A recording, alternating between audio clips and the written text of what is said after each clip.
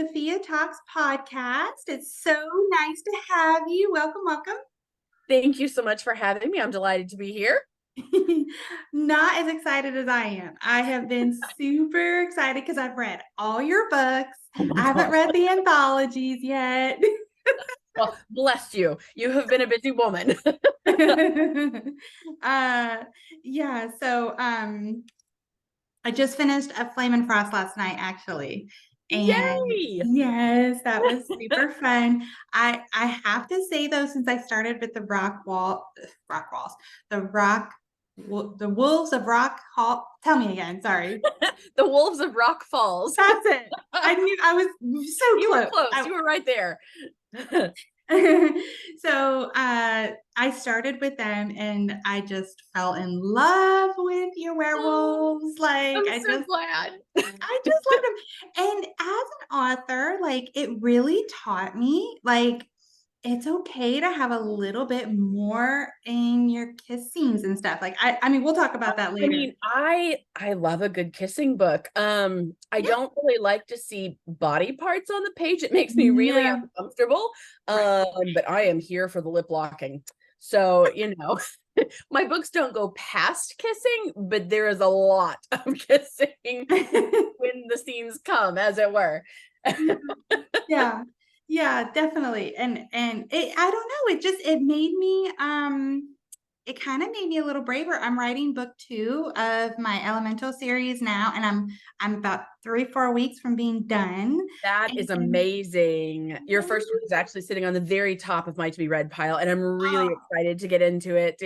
It just stares at me every time I pass it. So it is coming. I haven't gotten there yet because we had a really crazy week here. But anyway. Oh, well, you are a busy woman. You're an author, you're a publisher. Tell me all the things that you do with your oh gosh, I do all the things. I am indeed an author. I was an author first. I have become a publisher as well, which I love. I'm also a homeschooling autism mama. So our oldest has autism and he has several other health issues that just kind of take a lot of time. That's okay though. And I also run an Etsy business.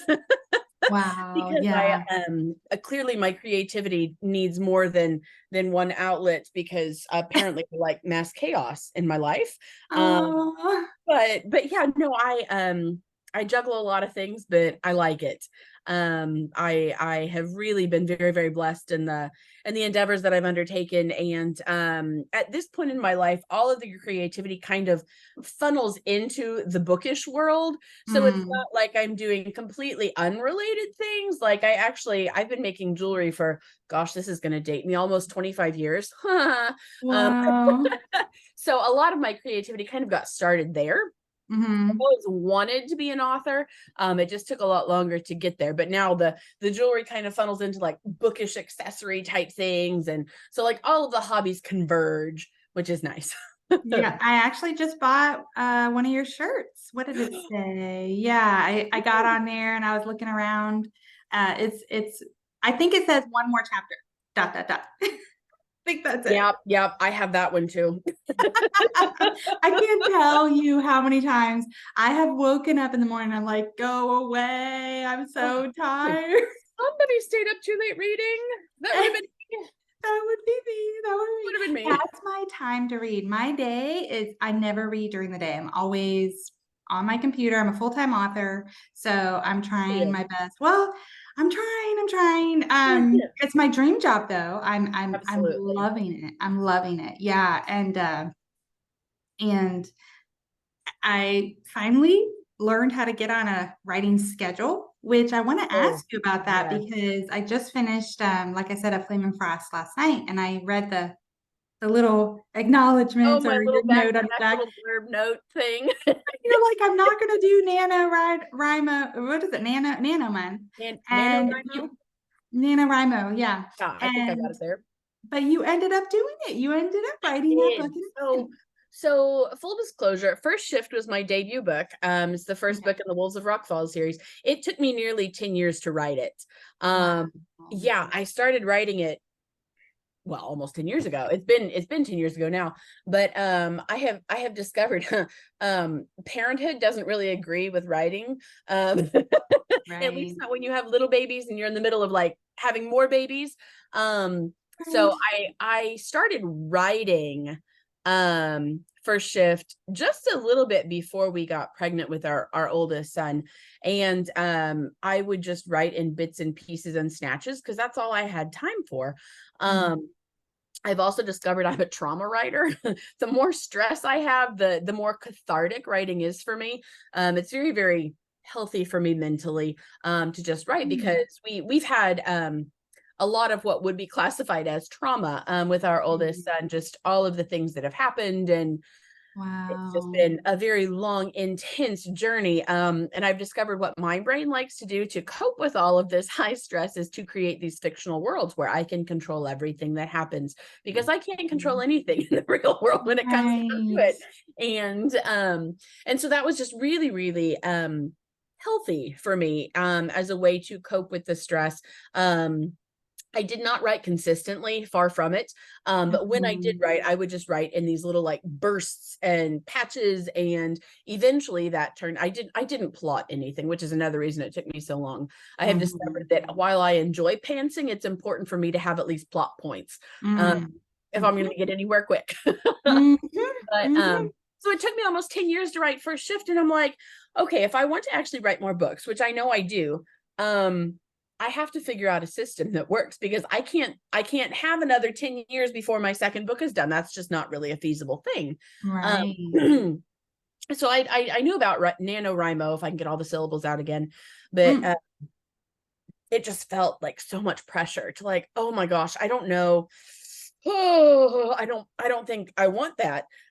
Which let me stop you for just a second. For my listeners, NaNoWriMo is a month is a month in November, the month of November that writers will sometimes sign up for, and they will dedicate themselves to write an entire book in 1 month. So that way they have an idea why we're stressing about this. Like just the thought of that was enough to like give me heart palpitations. I'm like, no, writing is a fun thing. I don't want it to be this stressful thing. So I thought, okay, let me just break this down. 60,000 words is like bare minimum of like a young adult book. I thought, well, if I just write 1,000 words every night, then I should be able to have a draft in like 2 months. That should be achievable. To this day, even 1,000 words a night is my writing goal when I'm writing consistently. I don't write consistently anymore because I have too many irons in the fire. But when I write, 1,000 words is my goal. But because I know what that's achievable for me. Now, some people it might be 300 words. Some people it might be 5,000 words. I don't know. If you can write 5,000 words, please come teach me your secrets. Because usually I have an hour or two in the evenings after my kids go to bed, and that's when I write. So I started doing this. I decided I was going to do this little experiment. I thought, okay, I'm going to just see if I can do this. I am going to draft a book in 2 months. It might be awful. It might look like the wrong end of a dog, but I am going to sit down and I'm going to do it. Well, I discovered that I was able to write more than that. And I did. I wrote the entire first draft of A Flame and Frost in a month. Wow. It wasn't quite 60,000, and it's still not a super long book by any means.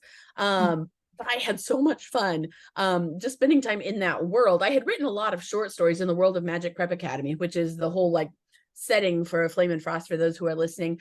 It's just a magical academy where all of these mythological creatures come, kind of like a boarding school. Just it's a boarding school academy where they learn how to use magic and all of these other things. But when I was first starting out, I had written a whole bunch of short stories in this world of Magic Prep Academy, and I had posted those on my blog weekly. And so it was really easy for me to go through and write A Flame and Frost because I was already really familiar with the world and I had already spent so much time there. So yeah, that happened. And I was kind of shocked. I was like, wow, maybe I can actually write a book more than like once every 10 years.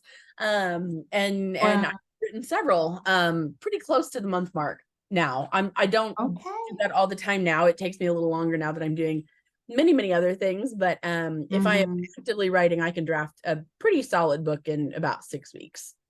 Which for anyone who wants to pick up these short stories in the Magic Prep Academy world. It's called Making Magic. Is that right? It is Making Magic. It's an anthology of, I'm sorry. Magik though. Yes, Okay. Magic with a K, but it's an anthology of all the short stories from the world of Magic Prep Academy. And if you get the paper version, because I just find this really cool, there are a lot of illustrations and pictures in there, and they're full color, and it makes me happy. I did not know that. That just was a selling point right there for me. Well, the hardback of A Flame and Frost prints in full color also. There are some full color illustrations in that.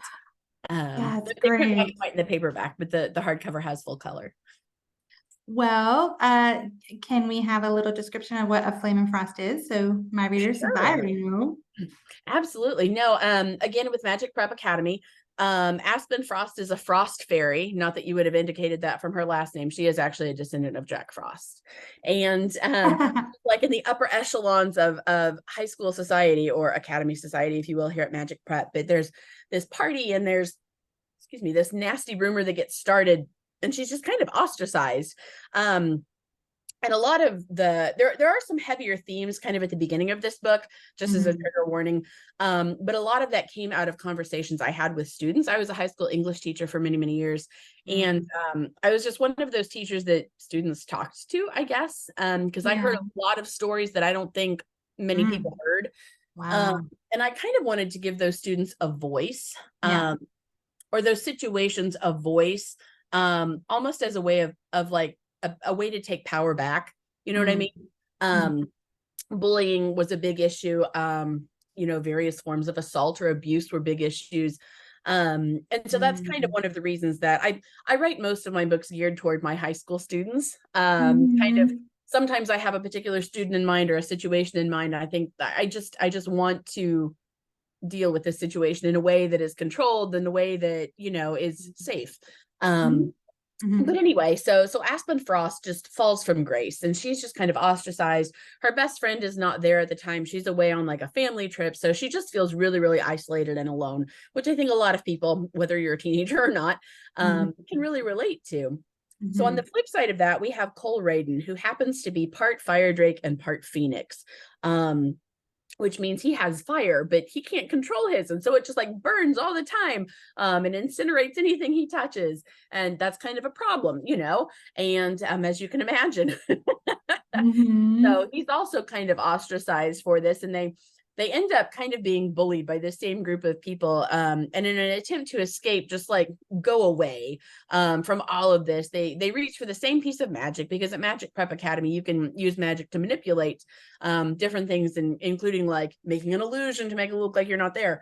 But anyway, when they both reach for the same piece of magic, they end up falling through time to the very beginning of Magic Prep Academy, where there's this huge war like on the horizon, like within like a week or so. And they're like, oh my goodness, we've studied about this in history, but now we're here. Are we going to like totally ruin this timeline? I mean, what do we do? And so the story kind of focuses around on how do we get back to our own time, but at the same time, the characters each kind of learn something about themselves. And of course, there might be some romance, because I don't really write books without romance. Of course. What is a book without that? Honestly, that's my take on it. Even worth reading if there's no romance. I know. I love those stories. The clean ones, though. The clean ones. Yeah, we don't need body parts on the page. Well, and that's why I loved your story so much, and I was so happy to find your books. Because, and in fact, like I did a book review on Instagram, and people were like, "Thank you for recommending these books." Yeah, so that was cool. But please tell me your heart for why you started writing. I listened to a podcast that you did, Words on a Page, I think is what it was, and you had mentioned in the podcast what your heart was for why you really started writing in the first place as a teacher. Yeah, absolutely. So, I mean, this does go back to my high school days. Well, not necessarily mine, but like, it's kind of mine too. I mean, I did go through high school. It was just, traumatic for me, as it was for everyone, because high school is just high school. Oh, yes. Yes. But, when I became a teacher, again, students they just talked to me. To this day, I'm not really sure why, but they did. I'm really grateful that they did, that they felt comfortable enough to come to me and talk to me about things. But it just, some of the things that I was hearing were just heartbreaking. And it was just became really, really obvious that these students have no idea what healthy romance looks like. It was right at the height of the Twilight craze, which is totally going to date me there. But so Twilight, in my opinion, has for the most part a healthy view of how a relationship should work in terms of like communication. For the most part, I feel like they communicate. There are not body parts on the page. There are definitely things I would maybe do differently had I been writing it, but that's okay. It wasn't my book. It was Stephanie Meyer's. We all had a great time with Twilight. Definitely. Yeah, but so paranormal romance was like huge in demand. There was not other healthy alternatives. There was smut and a lot of it. And so that's what my students started reading because that's what was available. And I'm like, dude, this is not what we need to be doing. This is not what we should be reading. This is not real, folks. So in part, that's kind of where First Shift came. I wanted a paranormal romance book that my students could read so that they would see elements of what it looks like to have like a relationship that works, that's built on trust, where there's respect, where there's integrity, where there's all of these things where we don't have the toxicity, where we don't have the alpha holes, if you will. That's we're talking about werewolves. But just to have a different picture of romance than what they had been provided. Well, I share that with you. That's why I started writing too. Good for you. Yeah, I was in the big Twilight craze, and I started looking for any other book like it, and everything I got my hands on was like, oh, let's skip to the next chapter, or the next one. Like and honestly, I got sucked in a couple of times. I'm not proud to say that I did, and I felt so like dirty. I felt so like that was not the right thing for me to read, and I started being fearful because on these pages it says for 12 and up, and I'm like 12 years old. 12, like, are you kidding me? I was horrified, and I was like, I want to give them another option. I want to give them a health, like, not only as a Christian, I want like to reflect that in my stories too, but I wanted to reflect like you said, a healthy look at romance, a healthy relationship. What does that look like? What does that really look like? And it could be in a paranormal setting. And my book was a paranormal setting. I wrote about dreams. It was like this whole dream world and everything. And it was super fun to write. But yeah, that really like, that spoke to me that you had that same like vision because and for the same reason, that society to protect our kids. Missing. Because like, in today's world, the society that we in, romance it's so elevated as like the be all and end all. And it's just this, it's almost worshipped like a god. Like this, what's the word I'm looking for? I do use words professionally. Sometimes they don't come when I want them to, though. But it's like this thing to ascribe to try to find, to go and to search, to look for. And then when they get it, it's not all that it was cracked up to be. And, you're left with, broken dreams and hurt feelings. And you don't know how to resolve this, right. Because the only look at romance you've ever had is this unrealistic, unhealthy. A lot of times there's toxic traits that are like glorified in literature. And, it just, as much as we want to say a fairy tale, life is not a fairy tale. The real world doesn't happen like it does in books. That's why we read books, because we get tired of the real world. Yeah, exactly. But so that was just one of the things. It's just a lot of my students didn't have a lot of role models for healthy romance as well. I lived in a particular area that just, and some did have very good role models. I'm not saying there weren't any. It's just a lot of the students who were really into this whole paranormal craze didn't have good modeling sources. But a lot of them read, and they read a lot. So that was kind of something that I just wanted to just give them an option, or just kind of a little sneak peek into the other side of things that they wouldn't have otherwise had. So you know, that you can have that all-consuming, mind-consuming, it's like something took over my body feeling. Like you can have that. Yes, that is normal. That is real. But let's talk about what we do with that and how we behave ourselves in a respectful manner. Right. You know, how not to just take that feeling and then crash and burn. Because there's a lot of crashing and there's a lot of burning, I think, because people rush things because they think, oh, this is the great epic romance. But true romance does take some time, and it does take work, and it does take effort. I mean, it's worth all of those things. But I think that's the side of the coin that most people don't really see, especially not from media. Well, I really feel like the Wolves of Rock Falls, all of your characters, like those are all standalones, by the way. They are. They're all standalone but connected. Yeah, all standalones but connected. But like you do such a good job of like showing the progression of a relationship from start to finish. Like and in the first one, they're best friends. Like they're already very well known to each other. And but there's best friends to lovers is probably my very favorite trope. Is it really? I have to say, enemies to lovers. I just love it. I did it in Terra. I'm not opposed to that one either. Yeah. I did best friends to lovers in Dreamweaver. My first book is Dreamweaver, and then enemies to lovers is Terra, which is my second book. But anyway, I feel like the whole, like throughout each of these books, like they model like what a relationship looks like, and all kinds of different kinds of relationships. Like, you know, some of them start out hating each other. She hates him. I'm thinking of I know which one you're thinking of. Yeah, I'm thinking of the third one. That one is very much enemies to lover vibes on at least one side. On one side, yeah. But in each of them, like I say, you just like they see a whole relationship by the time they finish that book.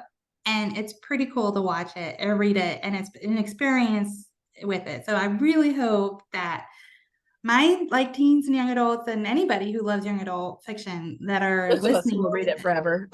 Yes, buy AJ Skelly's books. You will not regret it. You will not regret it. You will love it, and you'll get all the feels that you want from a book. And there's but please tell me about Lost Shift. So again, with the trauma writing, Lost Shift was not planned ever. So this is a book coming out in October, by the way, right? It comes out October 17th with Quill and Flame Publishing House. It's connected to Rock Falls, but it's technically like a sister book or a spinoff. It's called Lost Shift from the Wolves of Arcadia Bay. This is the first.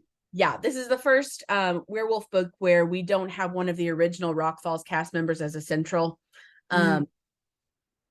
character. We do it actually, if you've read the fourth book, I don't want to give spoilers away, but if you've read the Donovan book, yes, Lost Shift is his story. Like I said, it wasn't ever planned. We actually had a family friend of ours passed away a while back after a pretty serious battle with cancer, and his wife and I have a lot, I mean, we're friends, but we have a lot of similarities. Our children are the same ages. Just kind of our lives mirror each other in a lot of ways, and so it just really impacted me. And again, with the trauma writing, my coping mechanism is to go and type, to go and write. And again, I had spent so much time in this world of Rock Falls. Gosh, I mean, these characters have been around in my head for over 10 years now. I mean, I know them very well. And so this story just kind of like spilled out, just like there was no plot, there was no anything. It was just like this flash, and I'm just like, yes, let's go with it. This is cathartic. This is like therapeutic. I'm just gonna write it. So I spun out like, I don't even remember, 30 or 40,000 words of this story with like no plot, no anything. And I'm like, okay, I got it out of my system, and I'm like, okay, you know, this wave of this grief and this trauma has passed now. And so I started looking at it. I'm like, this is pretty good. Am I really gonna not finish this now? Yeah, right. So I did. I had to go back. I did add some plot points to kind of keep myself on track, but finished it up. And so we do actually visit Rock Falls inside Lost Shift. So we still see all of the original cast members, which personally I love, because you get like a little snatch of like what's going on with them. Yeah, yay. Favorite werewolves. Mm-hmm. And it actually, however, Lost Shift actually takes place between the events of Pack Shift and between the epilogue of Pack Shift. So where Pack Shift is book 4 in the Wolves of Rockfall. Lost Shift happens right at the end of Pack Shift, but finishes before the epilogue in Pack Shift. So it's compressed little time frame. Totally a standalone story. Well, I'm excited because I really like Donovan in Pack Shift. He was originally he was supposed to be a total bad guy. Originally, he was supposed to be a total baddie. Was he? He did not behave in the writing process. So he was too good to be true. He was. I have a thing with like the White Knight character. Well, it's actually, because it's like, not everyone is redeemable. I'm like, I know I have bad guys, but I know, but he was somebody that you loved, and you were kind of like, okay, in Pack Shift, I really want for things to work out, But at the same time, this Donovan guy, he's not too bad. Like, maybe I should be thinking about him. No, but yeah, I was excited to see that you were continuing on with his story, and if he gets his happily ever after, which I have a feeling. So I'm super excited about that. Can we pre-order the book now? Yes, so it's not actually up on your traditional links yet. I am actually still waiting for the finalized cover art. Which I have seen the tentative cover and it's lovely. But you can actually pre-order. I actually have an Etsy website. It's called Books and Whimsy on Etsy. And if you order a book through there, it will come signed with exclusive swag. It should be up for pre-order. I actually don't know. I have to check the Quill and Flame schedule when it goes up for pre-order. But you can pre-order from my shop. You can either there will be a full color hardback. There are illustrations in it. There are 2 illustrations, one of Katie, one of Donovan, who are our main characters. The chapter art is just gorgeous also. Oh, I love it. But so you can order the full color hardback. It comes with a dust jacket. You can order just the regular black and white paperback, and then there's an exclusive you can order only through my Etsy to do a full color paperback that will not be available to the general public. It's a little bit cheaper than the hardback, but it still gets you all the fun color. Because but I want the swag. I got swag from. If you order through my shop, it will come signed and it will come with swag. Okay. Okay. I say that because I've gotten some of your swag and I love it. It was so fun. Fan of the swag. Yes. So I am too. It makes me like, I actually just contacted somebody I met at a conference who is an artist, and she's going to do some character art for me for my. I love character art. I know it's going to be all hand drawn and everything. So, she's not available till November, but I can wait. Well, I know. So, but I love like anytime I get a sticker, and I mean, I know. I just ordered. I love collecting stickers. I don't really have anything great that I use them for yet, but they are all sitting and I look at them lovingly. I do love a good bookmark. I love character art. Character cards just make me happy. So yeah, I do actually have all of the Rock Falls books still in my Etsy shop. I might be sold out of Pack Shift. But anyway, all of that to say, any book you order from my shop, from the Books and Whimsy shop, does come with exclusive swag, not available anywhere else. So just to plug in there. Yeah, no, please do. Anytime we get fun stuff like that, you definitely want to know about it. So definitely check out AJ's Etsy shop. And you just have to look up Books and Whimsy. Is that right? Books and Whimsy. If you go to any of my social media, it's listed in like the bio link, or it's on my website. Oh, right. So. Yeah. So if you go to ajskelly.com, you can easily find it. Yep. Right. I think it's the shop tab, and it'll direct you right to the Etsy. So there are all kinds of shirts and jewelry and pins and swag. And can we tell I'm a thing person? I love things, especially if it's bookish. So what was your motivation to start publishing? So I think I have always wanted to be an author. I don't actually remember there being a time growing up, like from the age that I knew what books were, I wanted to write books. And then, of course, I was introduced to Anne of Green Gables at a young age. And I wanted to be Anne of Green Gables with all of her eccentricities or eccentricities. Did I say the word right? And, you know, Rosamund's Revenge and all of her baking powder advertisements. Anyway, if you're not familiar with Anne, find Anne. But Anne of Green Gables was a huge inspiration early on in just wanting to write books. I've kind of always made up stories.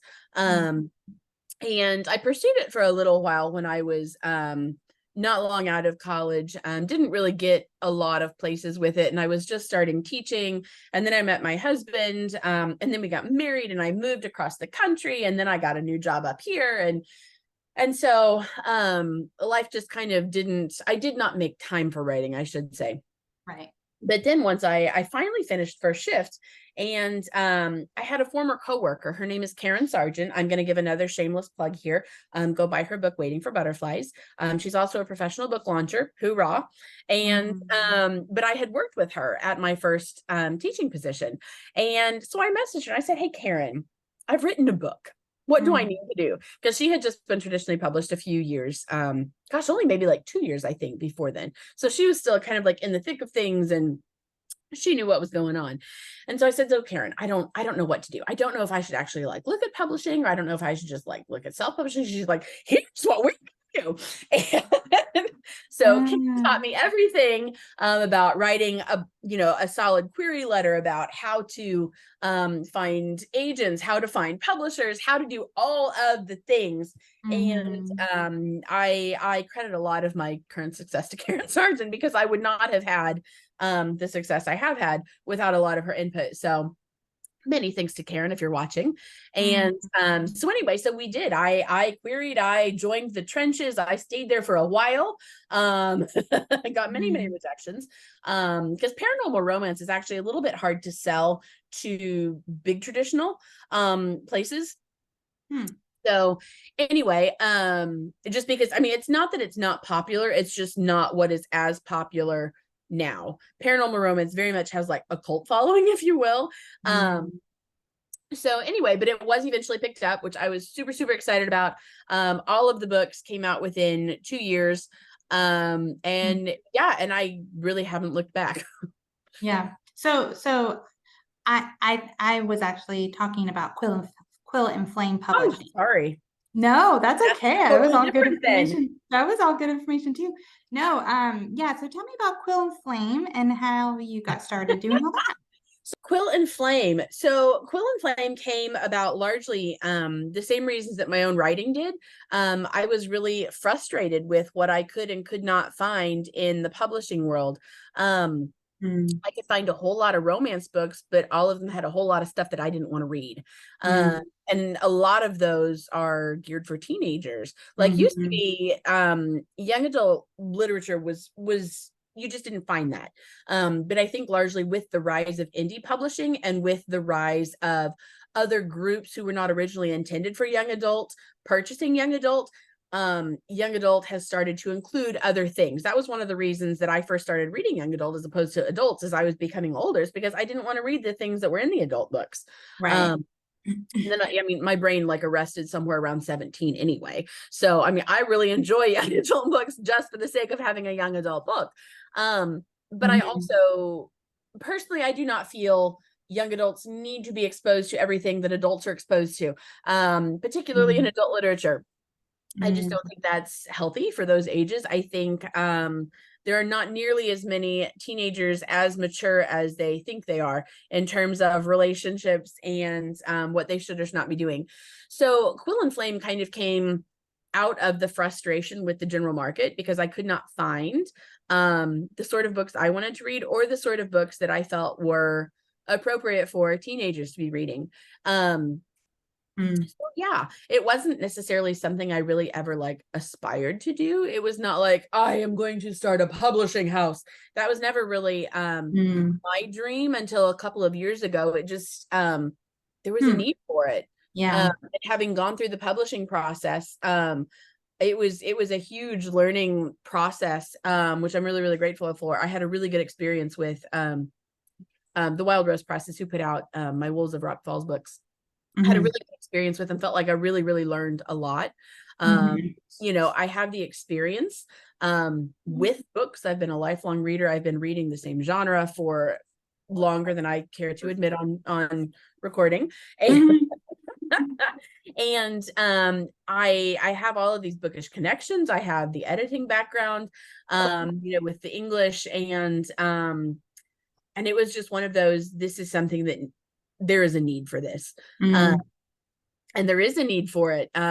Closed door romance, low spice fantasy. I mean, these are huge things right now. They are trending hot topics. They are, people want this. People are tired of smut. You know, we had The World Imploded, you know, a couple of years ago with that, what shall not be named. And, you know, people stayed in their houses and read smut for 2 years, and they're tired of it. And rightfully so. You know, people want all of the romance. They want something to fill that emotional void that romance fills. And smut's not it. Smut is not going to do it. And so that's kind of where Quill and Flame came from. And, you know, it was just kind of, yeah, it's just, the Lord has blessed it. Really? That's you know, awesome. at every turn, you know, everything that it's just, well, let's do this now. Okay, this has just landed in my lap. Let's move forward with this now. So yeah, that's kind of essentially where it came from. Have you put any books out yet? Has that already started? So technically Quill and Flame has been in operation for a little over, let's see.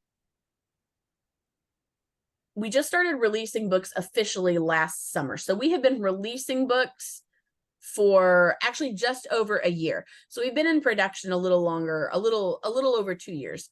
And but the whole first year was all acquisitions and all editing and all, you know, covering and all of the things that go on behind the scenes, you know, gearing up for launches, for marketing, blah, blah, blah. And so we actually re-released V. Romus Burton's Heartmaker trilogy, Heartmender, Heartbreaker, Heartrender. Fake Crate picked up Heartmender. So like our very first book we ever released was carried in Fake Crate. Just really set things off with a bang. We were just super excited about it. They actually just carried a Flame and Frost too, just another shameless plug. Wow, that's like my third shameless plug. I need to sell my. That's okay. No, I remember I saw that. I saw it when it happened. That was cool. And then our first official release that had never been published before came that November, and that was Brittany Eden's Wishes. It's a beautiful little lyrical Christmas novella, and it's kind of like it's a standalone, but it's a standalone prequel to Hearts that released earlier this year. And then we have released a book every month this year so far. Wow. So, yeah.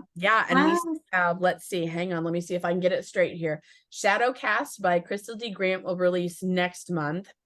Unleashed by Amber Kirkpatrick. That was actually carried early in an I Smell Books exclusive book box. Releases, no, excuse me. Unleashed is November. I'm sorry. Lost Shift releases in October. Let me get my own book in there. And then we have a couple of surprises coming in December. We're going to be doing a 12 Days of Christmas this year. So lots of fun surprises and likely some happy giveaways. So everyone should stay tuned.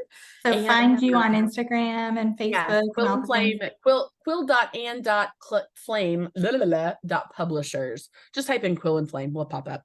We're also, you can find it on the website also. But we also have a thing called the Bookish Bash coming up the second week of September that will also revolve around many, many delicious giveaways and happy bookish things. So everybody come, bring your bookishness with you. Awesome. That sounds super exciting. It's a lot of fun. So we've kind of touched on this a little bit, but like I said, when I read your Wolves of Rock Falls, I was in the middle of writing my book too. And I was like, that kiss scene I just did, it was okay. Like, it was there. But like I read your books, I'm like, yeah. The kissing is front and center when it comes. I'm like, a lot better. And so you kind of made me like spread my wings a little bit when it came to, because being a clean author and a Christian author, especially, you tend to like be super like scared to test those boundaries. For sure. And I mean, for good reason too. I mean, people crucify you if you get into the wrong reader group and you have stuff that they don't expect. So, I mean, all of my books are geared general market, which is, I mean, if I was writing for the Christian market, I would probably tone back the kissing a little bit, honestly, because those readers don't expect, necessarily that. But since I'm not writing specifically for a Christian audience, I'm writing for a clean audience, which does include many Christians. I don't know. I wrote the book I wanted to read. I did. I wrote the book I wanted to read. I love to read about kissing. I mean, I don't want 300 pages of kissing. I do want plot. A couple of pages of kissing, I'm there for it. So, but I think one thing that a lot of times clean romance misses is they have all of the emotions, but honestly, the physical side of a relationship is what brings a lot of those emotions. The physical closeness is something, it is a necessary component of a long-term romance in the terms of like, a marriage or moving towards marriage. There is always a physical component. And I think a lot of times in clean fiction, it's almost like passed over. But other things like lust is a real thing. It's things that certain categories, we just like to shove it under the rug. We don't talk about it. Well, I'm sorry. A little bit of lust in a marriage is not always a bad thing as long as you're lusting after the other person. Right. Right. I mean, let's face it, teens are experiencing it. They're getting these hormones, absolutely. I think something that a lot of people don't take into consideration when they're talking about young adult literature is like teenagers feel things more intensely than probably any other people group in the world at that stage because of all of their hormones. There is a reason we say teenagers have raging hormones, because they absolutely do. They do. Nothing is more in technicolor, nothing is more important than the all-consuming romance in the teenage years. It's something 99% of people want. It's something, most of them pursue in one form or fashion. I think a lot of times that's just almost like ignored. And I kind of think that's a shame because the feelings are all good if they are handled appropriately. Right. Which is one reason integrity is always a big thing in my books. All of my characters in some form or fashion, either what's the word I'm looking for? They either showcase integrity or we're shown what happens if they do not use integrity. Because I think that's important. I think it's a thing that a lot of books don't touch on. I think it's a thing that a lot of people don't talk about. But integrity is really important in all aspects, not just romance. One time when this was way back in my early teaching career, when I was dating my not then husband, who became my husband. But we had a long distance relationship, and I don't know how many students come up and ask me, well, how do you know he's not like cheating on you? And I'm like, dude, if I didn't trust the man, I would not date the man. And they were like, really? I'm like, yeah. This mentality. I mean, integrity is important. So anyway, there's my little soapbox. No, I love it. And I appreciate you saying all those things, because I feel like you said, it's so important to talk about these things and address them. And because I mean, you walk into a high school or college for that matter, you walk in those halls and you're seeing things.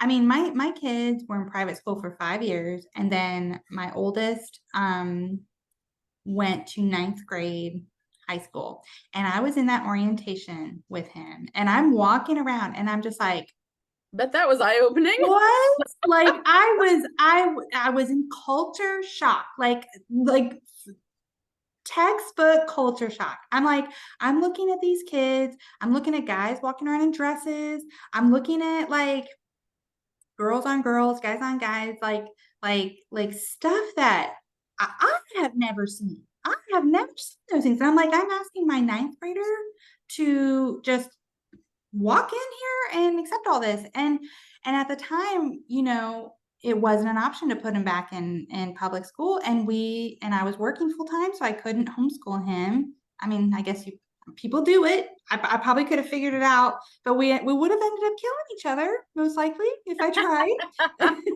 So I did the thing, and I'm like, well, this is, I guess, real world. I guess this is our real world now. And I'm just not seeing it. Terrifying. It is a terrifying place. I know. Yeah, it really, really is, and we expect teenagers to act like adults, but we've never taught them how to. Teenagers are expected, yes, they'll have relationships, but we don't tell them how to. They're expected to do all of these adult things, but we never teach them how to.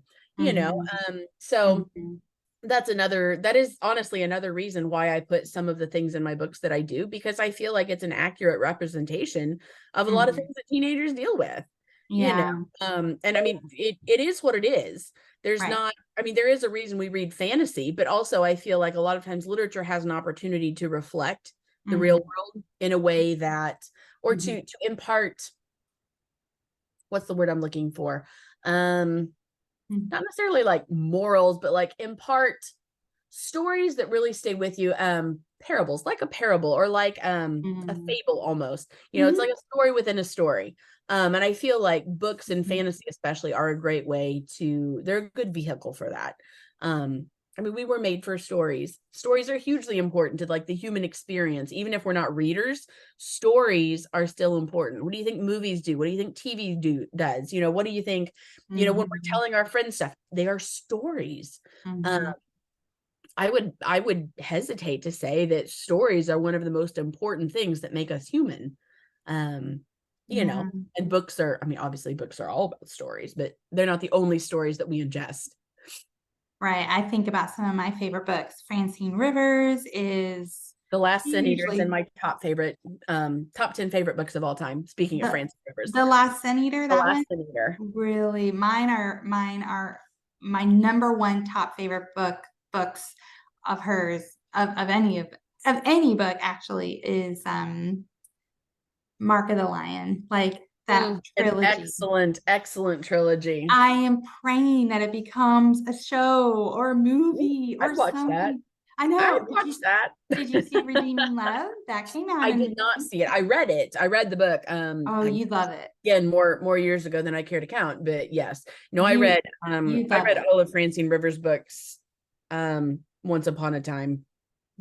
Yeah, they were a while ago. I know. But I mean, but those stories have like they've carried with me over the years. Absolutely. Like, I'm like, I want to be a Christian like Hadassah. Like, I want to be a woman, just a woman like Hadassah. Someone with her, like you said, integrity. Yeah, her integrity, her moral fortitude, her just strength of character. Yes. Absolutely. Yeah. So that's my aspiration as an author. And I'm loving that I have this podcast now. It kind of started with my son is 17 and all of his friends. Like, I was like, Nick, can I interview some of your friends? And he's like, sure. So he and one of his friends, I usually do guy girl. One of his friends, Chelsea Brooklyn, came on the show, and like, I just got a little like a little base of teen listeners, and they all would listen and I'd do other interviews, and they're so great. They've stayed with me. And so I'm really hoping that they listen and just follow our advice and read your books, read my books, give us a try. And if you don't like what you read, feel free to message me and let me know, because I'm always looking for feedback. Yeah. Yeah, I mean, that's actually true of anyone. I mean, I love to hear from listeners. I love to hear from readers.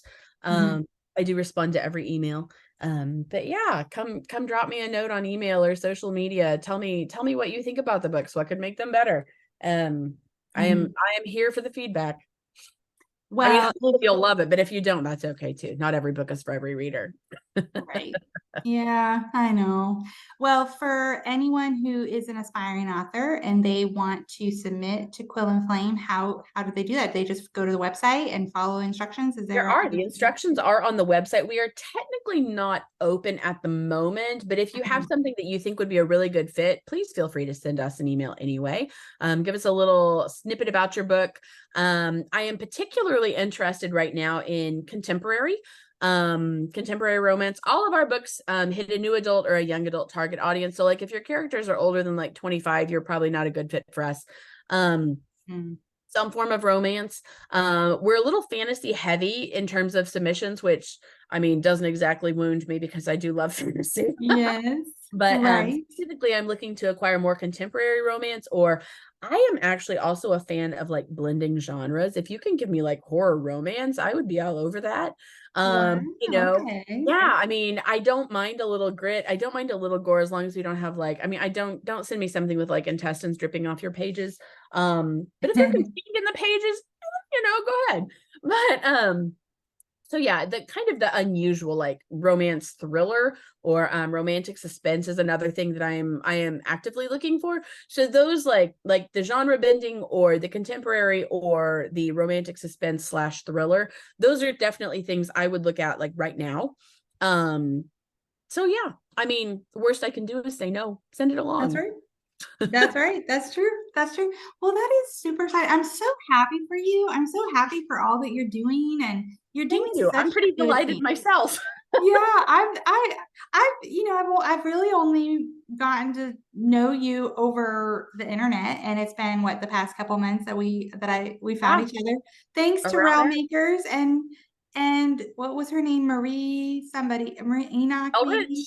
Elrich. Yeah, Marie Elrich. She put together the Google page, and that's how I found you. And I sent you an email. Awesome. Yeah, and I've actually found some others too, and great. Trying to cross promote and work with them. And I think that's another huge thing too. So many people think, you have to be in competition to be an author. Right. I am a huge fan of cross promotion and promoting good, healthy books. Yes. Yes. That's the goal with Quill and Flame. Obviously I want to sell our books. I want Quill and Flame books to do well. But I also want other healthy romance books to do well, because the whole goal is to put more of those sort of books out in the world. Right. Well, I am getting close to 1,000 followers on Instagram, which I'm super excited about. Yeah, and I would love to do a giveaway with other authors. So I was wondering if you would be interested in participating in the giveaway. That'd be awesome. Cool. Absolutely. I love those. I love it. In fact, I think I just tagged you in one. Sarah, I'll have to go look. Yeah, if you've never read Sarah K.L. Wilson, have you ever read any of her books? I have not read them. I own like 3 of them. I'm a little embarrassed to say. I have not. Oh my gosh. I don't know which ones. The shadow one she has, the Bluebeard. There's that one. I'm drawing a blank on these but names. I can't remember the titles of the ones I have. I know she has. They're not like typical titles either. So don't tell anyone, but I actually have a really hard time remembering titles. I remember characters. I remember characters' names. I remember what they do. Yeah. But I can't always remember the titles. Well, anyway, she is involved with a giveaway. And she said to tag a fellow person. I'm like, AJ. Oh, I will go check it out. Thank you very much. Yeah. So, and they're all like No Spice books, which I absolutely love that. Like, actually, kind of like drawing off what you said about not a whole lot of publishing companies market to our kind of books. 2 years ago, not this past March, but the March before. So not quite 2 years. I went to the Vision Conference in California, and I pitched Tara to Enclave, and I pitched it to Steve Lobby there, and I pitched it to Tyndall. And I pitched it to a couple of agents, and they're just like, and Steve Lobby was the one who told me, he's like, there are maybe 3 publishing houses that will publish Christian fantasy. And I mean, mine's Christian fantasy. So it's, that makes it even, the net even smaller. Yeah. You have a large target reading audience, but they're all very niche.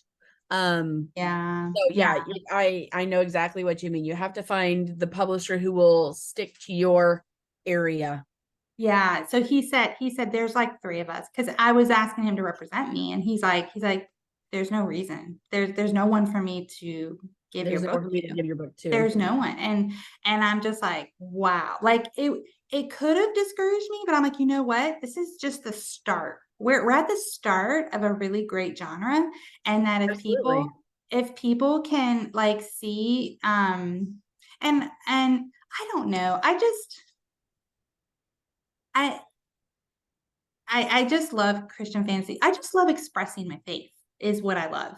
And so I love that I can have a prayer in my book. I love that I can have a character's walk of faith in her books, and so I just love writing it so much, and I just want to share it, and like share, this is what it's like to live with Christ. This is what it looks like and feels like, and all the things. So that's why I write Christian fantasy, but I love the clean fantasy too. I feel like they're both wonderful. But I am a salmon swimming upriver for sure. It's not easy. It's not easy finding. No, not really anything about publishing or writing that's particularly easy. No. Well, except maybe coming up with too many story ideas that you don't have time to write. That might be the easy part. Yeah. Well, Christians look at my book sometimes and they're like, you should not have magic in your book. And I'm like, it's one of those things that's super, super polarizing. I know. And people can get very judgmental when it comes to things like that. And I think people who are not Christians are kind of scared of it because they don't want to be bashed over the head with something they don't necessarily believe in. So there's a couple of mindsets there that I'm fighting against, but I still think that it's a very plausible genre. It's sure. It's up and coming. There are a lot of readers for it. You just have to find them. You have to find them. Yeah. There was a guy in my writing group, locally here in Lakeland, Florida, and he has written, I think he's on his like 60 something book now. Like he has published, and he has found his readers. He writes like not opera science fiction, but military science fiction. So he comes from a military background, and he gets like 1,000 reviews on each of these books that he writes. And it's like he has found his target audience for it. You just have to find them. You have to find them. And that's one of the hardest parts of any kind of writing, or of any kind of publishing, is finding the right people to read your book. Because like I just said, not every book is a good fit for every reader. There are a whole lot of readers out there who are going to be really turned off by werewolves. Werewolves? Why would I read about werewolves? But then there are other like nerds like me, and we're like, werewolves? It's just to each his own, said the old woman. As she kissed the cow? Is that how this expression goes? Showing my southern roots here. I've never heard that one. Most people haven't. Yeah. Well, thank you so much. I've taken up like a lot of your time here, so I just wanted to say thank you for coming on my podcast, and thank you so much for having me and debuting my YouTube world. I guess my friend convinced me to do it, and she's like, you really should. I'm like, okay, I'm gonna do it with AJ. Go for it. But thank you so much for being on my show. You are awesome and amazing. And I love everything you're doing. I love it. And it's been so great to meet you.